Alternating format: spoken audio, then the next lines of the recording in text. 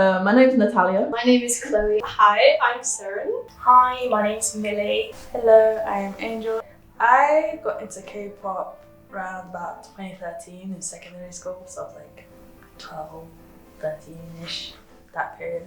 And I would say I got it through anime and a specific music video from TVXQ called Catch Me, because that was really cool and I liked how the water effects was in there, so yeah, and I like the dance. I'm actually in a dance group with my society now, and I enjoy it. It's very fun. I also enjoy language learning as well, and like it encourages me to explore different cultures, so yeah. It was about like 2012, and it was because I was learning Finnish because of a song I liked. YouTube started recommending me like how to learn Korean, so then I started learning that. And then obviously it started recommending me K-pop as well. As I was a dancer before, but when I found out that, you know, K-pop dances were a thing, that became like my new obsession. So that's basically what I've done since 2013, 14.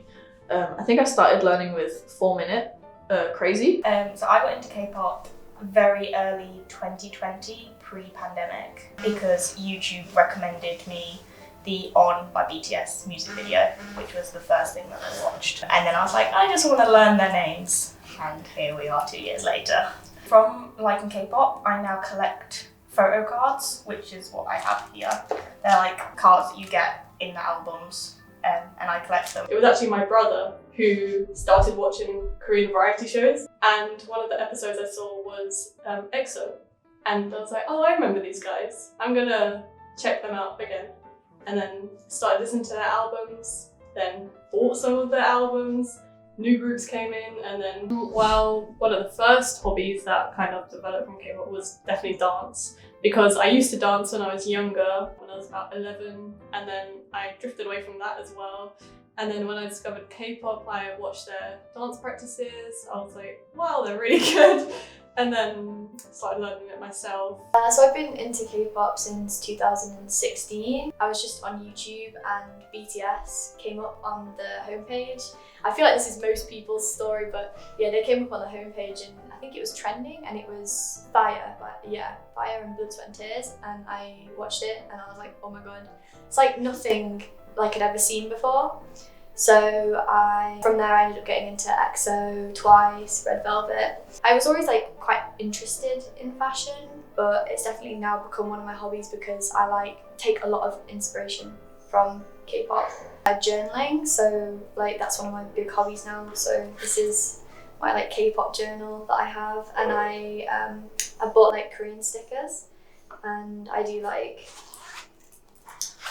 spreads of idols. And as a fan, it does feel like you can feel like you have something with your idol, but like they don't know you, they're just literally speaking to a camera, and I can see that becoming an obsession of theirs and a fixation of theirs, so that is dangerous territory for a fan. One thing I would want to change is like the fan wars and the fans, because obviously I'm quite a multi-fan, so whenever I go online and I see like, you know, fans like really aggressively fighting against each other and saying some horrible stuff. I think there's a lot of stigma around listening to K-pop, like especially in the UK, because like if I say to someone like, oh, I listen to K-pop, they're like, why? You don't understand the language, like why would you listen to music in another language? It doesn't make sense.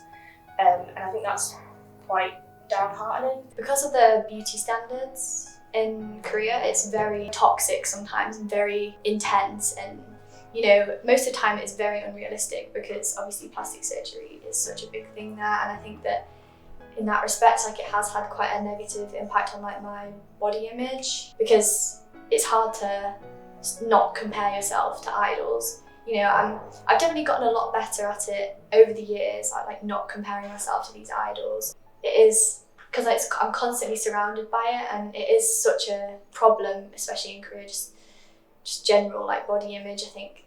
Oh, in my own life, I can definitely see myself being stuck to social media a lot more than I was, even though I was a child. But like, because everything that they do is put on Twitter, it's put on Instagram, and you want to see it, you want to watch when they upload something. Don't take it too seriously. don't dive too far into it. Respect them, I guess, as people, you know, just as you would anyone else. It's okay to like K-pop. This is something I wish that people had told me, Yeah. is that it's completely fine to like K-pop. There is Yeah. nothing wrong with being a K-pop fan.